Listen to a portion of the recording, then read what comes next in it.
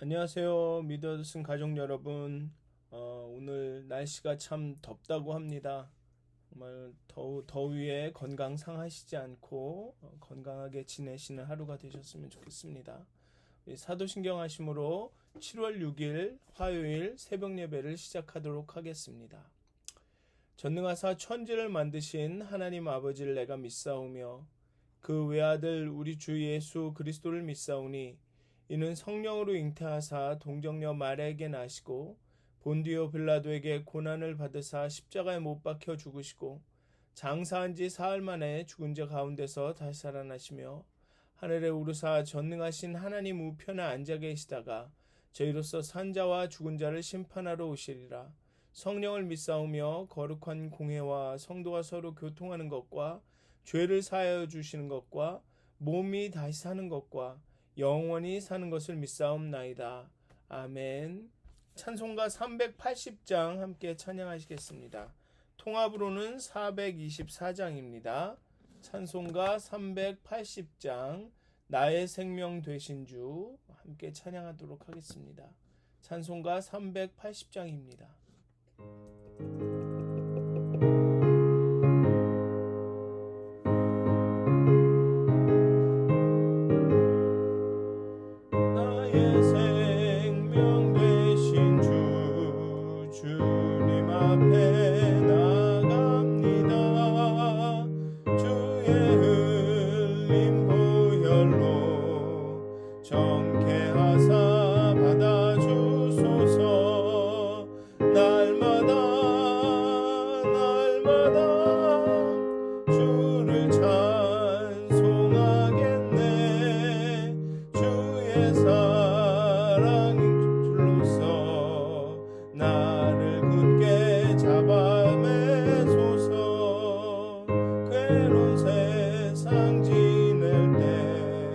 나를 인도하여 주소서.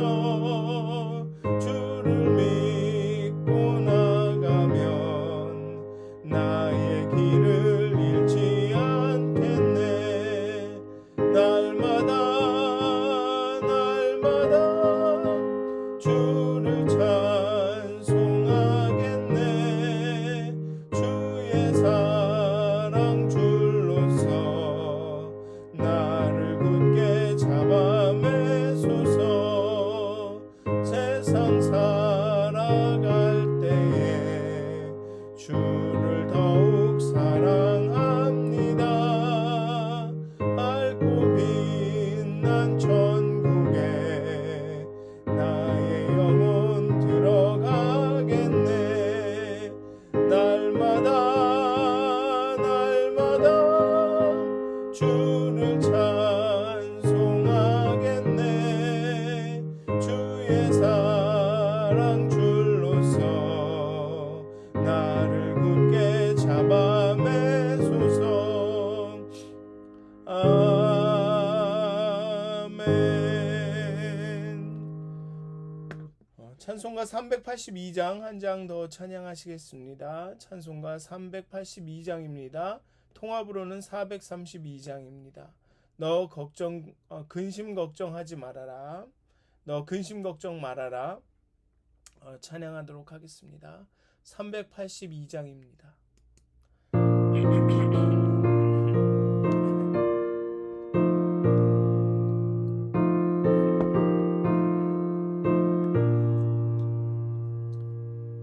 너 근심 걱정 말아라. 주 너를 지키리. 주 날개 밑에 거하라. 주 너를 지키리. 주 너를 지키리. 아무 때나 어디서나 주 너를 지키리. 늘 지켜주시리.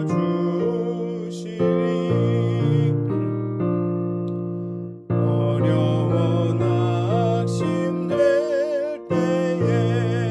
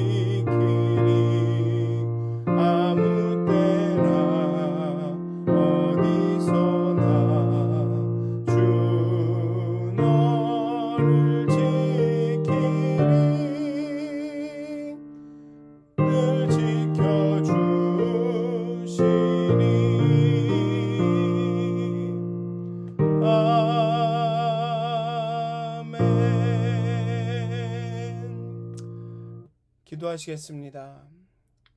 하나님, 이 시간 두려움과 걱정과 근심과 때로는 우리 마음을 가득 채우는 그 욕심과 미움과 다툼을 가지고 하나님 앞에 나왔습니다.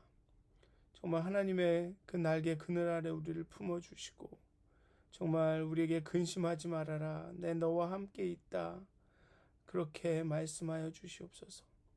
그래야 해서 우리의 근심, 걱정, 두려움이 사라지게 하여 주시옵소서. 아니, 그 걱정, 근심, 두려움과 싸워 이길 힘을 우리에게 허락하여 주시옵소서. 두려움은 있지만 정말 그 두려움을 이기고 하나님의 말씀을 붙들고 내일을 바라보면서 오늘 한 걸음을 내디딜 수 있는 그 힘을 허락하여 주시옵소서.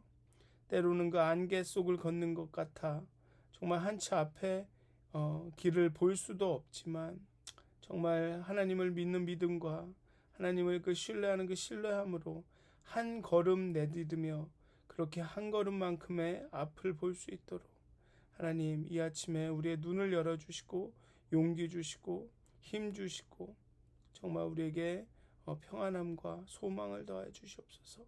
감사합니다. 예수님의 이름으로 기도하였습니다. 아멘. 오늘 함께 나누실 말씀은 사도행전 20장 1절에서 16절까지의 말씀입니다. 사도행전 20장 1절에서 16절까지의 말씀입니다. 제가 봉독하도록 하겠습니다. 소요가 그침에 바울은 제자들을 불러 권한 후에 작별하고 떠나 마게도냐로 가니라. 그 지방으로 다녀가며 여러 말로 제자들에게 권하고 헬라에 이르러 거기 3달 동안 있다가 배 타고 수리아로 가고자 할 그때에 유대인들이 자기를 해하려고 공모함으로 마게도냐를 거쳐 돌아가기로 작정하니 아시아까지 함께 가는 자는 베레아 사람 브로의 아들 소바더와 데살로니가 사람 아리스다고와 세군도와 더베 사람 가이오와 및 디모데와 아시아 사람 두기고와 드로비모라. 그들은 먼저 가서 드로아에서 우리를 기다리더라. 우리는 무교절 후에 빌립보에서 배로 떠나 닷새 만에 드로아에 있는 그들에게 가서 이레를 머무니라. 그 주간의 첫날에 우리가 떡을 떼려 하여 모였더니 바울이 이튿날 떠나고자 하여 그들에게 강론할세 말을 밤중까지 계속하매 우리가 모인 윗다락에 등불을 많이 켰는데 유두고라 하는 청년이 창에 걸터 앉아 있다가 깊이 졸더니 바울이 강론하기를 더 오래 하매 졸음을 이기지 못하여 3층에서 떨어질 건을 일으켜 보니 죽었는지라. 바울이 내려가서 그 위에 엎드려 그 몸을 안고 말하되 떠들지 말라, 생명이 그에게 있다 하고 올라가 떡을 떼고 먹고 오랫동안 날이 새기까지 이야기하고 떠나니라. 사람들이 살아난 청년을 데리고 가서 적지 않게 위로를 받았더라. 우리는 앞서 배를 타고 아소에서 바울을 태우려고 그리로 가니 이는 바울이 걸어서 가고자 하여 그렇게 정하여 준 것이라. 바울이 아소에서 우리를 만나니 우리가 배에 태우고 미둘레네로 가서 거기서 떠나 이튿날 기오 앞에 오고 그 이튿날 사모에 들르고 또 그 다음날 밀레도에 이르니라.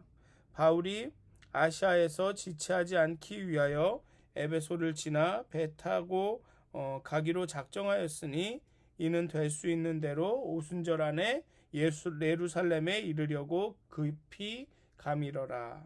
아멘. 3차 선교 여행 중에 있는 바울과 선교팀은 이제 마게도냐, 헬라, 드로아의 교회를 격려하고 드로아에서 밀레도로 이동을 합니다. 지난주에 말씀드린 것처럼 바울은 목회자였습니다. 신학자라고도 여겨지기도 합니다만 바울의 정체성은 목회자였습니다. 예수를 따르는 신자들을 수시로 권면하고 격려하는 것이 바울의 선교와 목회에서 나타나는 특징이었습니다. 에베소에서의 그 소요가 끝나자 두려움을 느꼈을 제자들을 위로하고 격려합니다. 예루살렘으로 가는 여정도 뜻대로는 되지 않습니다. 유대인들의 방해가 있지만 그래도 바울은 기존의 교회들을 방문하며 예루살렘으로 돌아갑니다. 바울과 함께 가는 동역자들을 보면 베레아, 데살로니가, 세 군도와 더베, 아시아 출신입니다. 아마도 이방 지역에 세워진 대표들이었을 것입니다. 이들은 이방 지역을 대신하여 대표하여 아마 이방 교회가 모은 헌금을 가지고 예루살렘으로 가는 중이었을 것입니다. 당시 예루살렘 교회는 유대인들의 핍박으로 어려움을 겪고 있었습니다.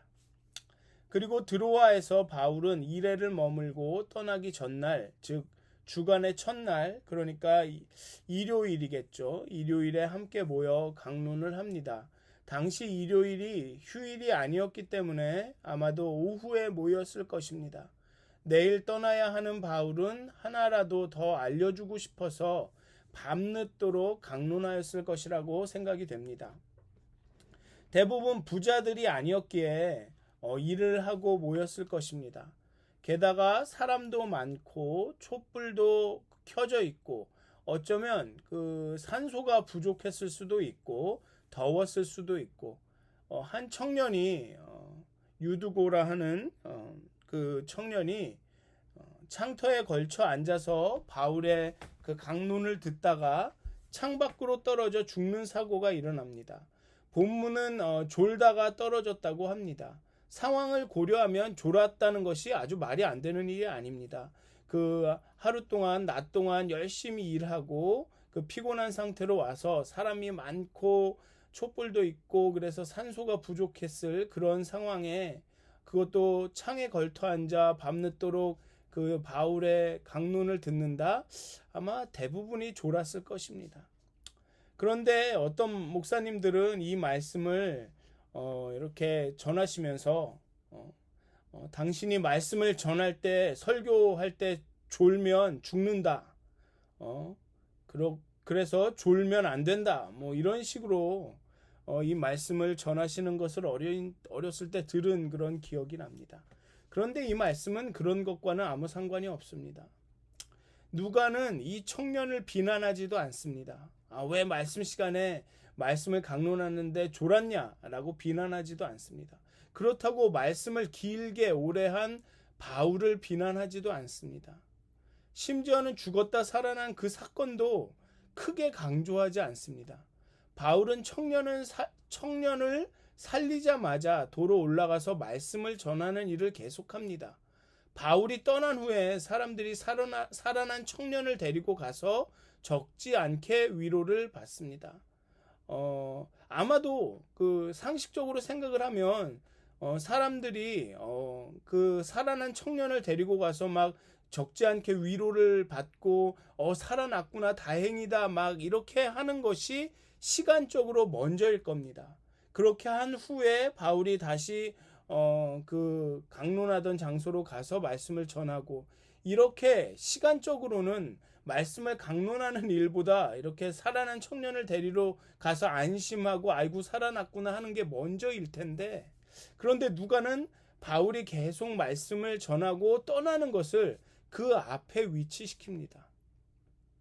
아마도 누가는 바울의 열정을 보았던 것 같습니다. 아마 말씀을 강론하는 일이 더 중요했다라고 이야기했던 것 같습니다. 즉 그 청년이 살아난 그 기적보다는 바울이 말씀을 계속 전할 수 있게 된 것이 더 중요한 것이다라고 보았던 것 같습니다. 예전에 들은 이야기인데 아프리카에서 이 바울처럼 이 지역 저 지역으로 옮겨 다니며 선교를 했던 선교사님의 이야기입니다. 정확하게는 기억이 나지 않는데 차로 이동하던 중 이 선교사님이 탔던 차량에 사고가 났다고 합니다. 전복이 되었다고 합니다.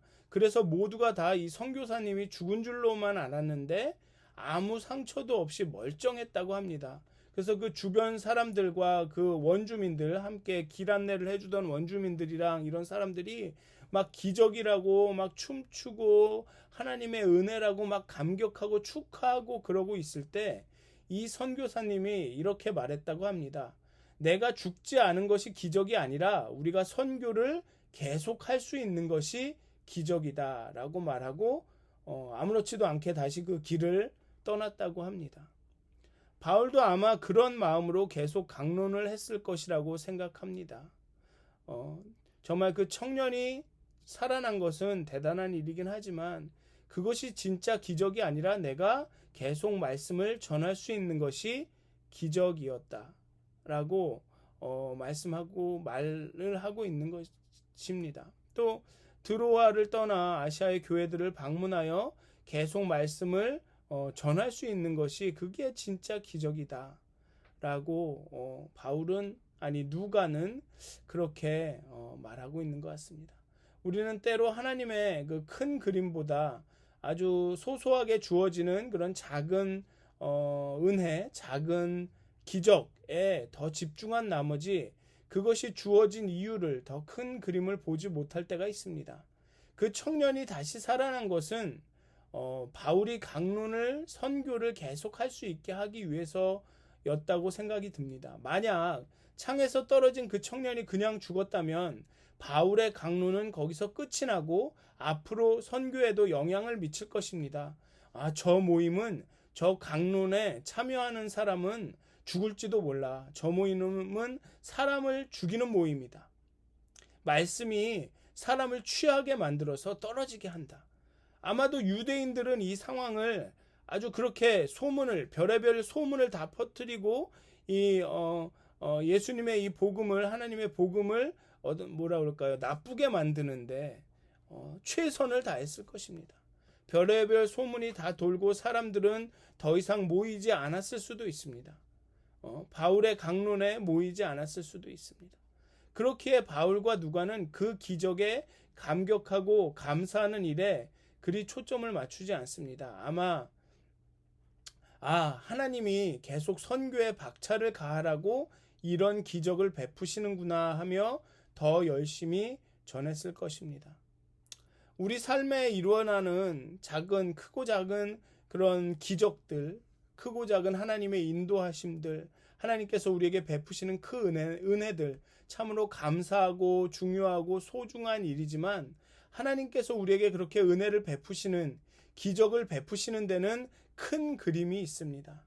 더 큰 그림이 있습니다. 우리는 거기에 집중해야 할 것 같습니다.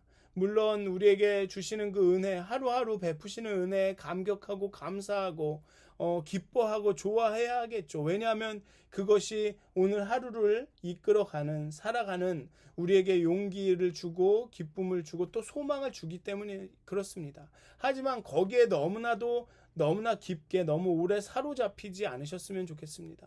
하나님께서 우리에게 그렇게 모든 것을 공급하시고 우리를 준비시키시고 온전하게 하시는 이유는 하나님의 뜻을 행하게 하기 위해서입니다. 하나님은 더 큰 그림이 있습니다. 우리의 삶을 통해서 이루시고자 하는 그런 더 큰 그림이 있습니다. 정말 우리 삶을 통해 하나님의 나라가, 하나님의 능력이 증거되는, 하나님의 나라가 세워져 나가는 그러한 더 큰 그림이 있습니다. 물론 또 오늘 하루를 살아갈 용기를 주십시오라고 오늘 우리는 기도해야 합니다. 하나님, 오늘 하루를 살아갈 수 있는 그 기적을 우리에게 베풀어 주십시오. 은혜를 내려 주십시오라고 기도해야 합니다. 하지만 또 우리는 기도해야 합니다. 하나님, 우리의 삶을 통해서 하나님의 그 큰 뜻이, 더 큰 그림이 그려질 수 있도록, 이루어질 수 있도록 하나님 오늘 우리와 함께 해 주십시오 라고 또 기도해야 할 것입니다. 그래서 하나님, 오늘 하루를 살아가실 때 정말 여러분들의 삶 가운데 하나님께서 정말 여러분들의 필요와 부족과 여러분들의 정말 어려움들을 해결하시기 위해 여러분들께 은혜를 베푸시고 정말 여러분들의 삶을 인도하여 주시고 기적을 베푸시기를 정말 간절히 원합니다. 기도합니다. 하지만 하나님께서 그러한 기적과 그런 은혜를 통해서 하나님이 여러분들의 삶에 품으신 그 더 큰 뜻, 그 뜻을 이루어 나가시기를, 또 여러분들이 그 큰 뜻, 하나님의 뜻을 이루시는데 동참하시고 동역하시기를 정말 주님의 이름으로 축원드리고 기도합니다. 기도하시겠습니다. 하나님, 하나님, 우리에게 주시는 날마다 베푸시는 그날에 합당한 은혜 너무나도 감사하고 너무나도 기쁘고, 또 그렇게 우리와 함께 하심을 보여주시는 그런 기적들에 인하여서 정말 우리 가운데 소망이 넘치고 기쁨이 넘칩니다. 하지만 하나님, 우리가 하나님께서 우리 인생에 품으신 더 그 큰 뜻을, 우리의 삶을 이끌어가고 계시는 그 목표와 목적을 더 집중하기를 원합니다. 하나님께서 우리에게 주신 그 표대를 향해 나가기 원합니다. 정말 이 땅 가운데 하나님의 나라를 세워나가고 하나님의 나라를 증언하고 증거하고, 정말 하나님께서 우리에게 주신 그 인생의 사명, 정말 하나님의 그 복음을 증거하고 하나님의 살아계심을 사람 가운데 나타내는 그 일에 더욱 더 집중하고 하나님 더 큰 소망을 품기 원합니다. 하나님, 우리의 삶을 사용하셔서, 우리의 인생을 사용하셔서 정말 이 땅 가운데 하나님의 나라가, 또 교회를 통하여서 그 하나님의 나라가 증거되는 그런 놀라운 일에 우리가 동참하고 함께 할 수 있도록 하나님 오늘 우리에게 그 아버지 작은 은혜를 허락하시고, 정말 오늘의 합당한 은혜와 오늘의 합당한 그런 기적을 베풀어 주시고, 또 그를 통하여서 우리 삶에 품으신 하나님의 그 큰 뜻을 볼 수 있도록 하나님, 오늘도 우리와 함께하여 주시옵소서. 감사합니다. 예수님의 이름으로 기도하였습니다. 아멘. 하늘에 계신 우리 아버지여, 이름이 거룩히 여김을 받으시오며 나라가 임하옵시며 뜻이 하늘에서 이루어진 것 같이 땅에서도 이루어지이다. 오늘 우리에게 일용할 양식을 주옵시고, 우리가 우리에게 죄진 자를 사하여 준 것 같이 우리의 죄를 사하여 주옵시고, 우리를 시험에 들게 하지 마옵시고 다만 악에서 구하옵소서. 나라와 권세와 영광이 아버지께 영원히 쌓옵나이다. 아멘. 평안한 하루 되시길 기도합니다.